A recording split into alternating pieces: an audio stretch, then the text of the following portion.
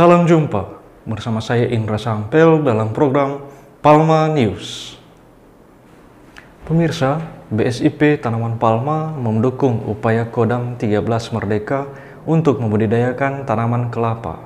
Pada Selasa 21 Februari 2023, Kepala BSIP Tanaman Palma Dr. Stevi Karo, STPMSC, bersama tim melakukan pendampingan penanaman bibit kelapa genja di halaman kantor Kodam 13 Merdeka.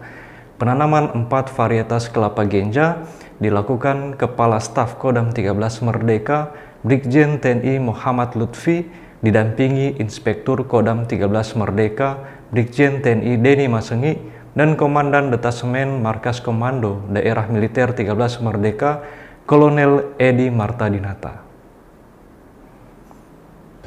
Kalau kerjasama kita sudah lakukan sejak 1 tahun terakhir ya Pak, terkait pendampingan untuk pertanaman kelapa yang ada di sekitar sini.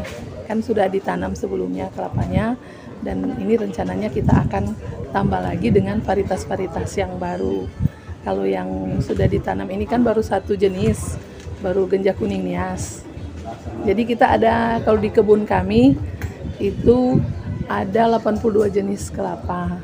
Nah, jadi karena kami meskipun wilayah kerja kami seluruh Indonesia, tapi karena lokasi kami ada di Manado, jadi kami mengusahakan semakin banyak jenis kelapa yang bisa kita tanam sini. Jadi dari 82 jenis itu ada dari 3 tipe, baik kelapa genja yang pendek, kemudian yang kelapa yang tinggi namanya kelapa dalam, dan juga persilangan antara kelapa genja dan kelapa dalam itu namanya kelapa hibrida. Nah, kalau yang di sini di Kodam sini kita tanam dan rekomendasikan yang kelapa genja. Kenapa kelapa genja? Karena kelapa genja itu cepat berbuah. Baru 2 tahun, bahkan ada yang 1 tahun 8 bulan sudah mulai berbuah. Kalau kelapa dalam kan nanti di atas 4 tahun mulai berbuah. Nah, jadi harapannya dia cepat berbuah, terus setelah itu lambat bertambah tinggi. Jadi tidak perlu dipanjat. Cuma panen itu jongkok sudah bisa dipanen. Jadi kita di sini kita akan tanam yang ada yang namanya genja raja, itu warna sabut buahnya itu coklat. Baru ada yang genja kuning nias, genja kuning Bali, baru ada yang warna hijau, ada beberapa varietas yang kita tanam sini. Yang juga ada yang warna kemerahan, genja merah bayi ngapu kita akan tanam, termasuk nanti kalau ada nanti kita akan tanam genja orange salva, yang warna orange kita akan tanam di sini supaya beraneka warna. Itu lebih banyak pemanfaatannya untuk apa biasanya? Kalau kelapa genja kita rekomendasikan untuk kelapa muda segar karena ukuran buah kecil, jadi air buahnya sedikit begitu, dan daging buahnya juga lebih manis.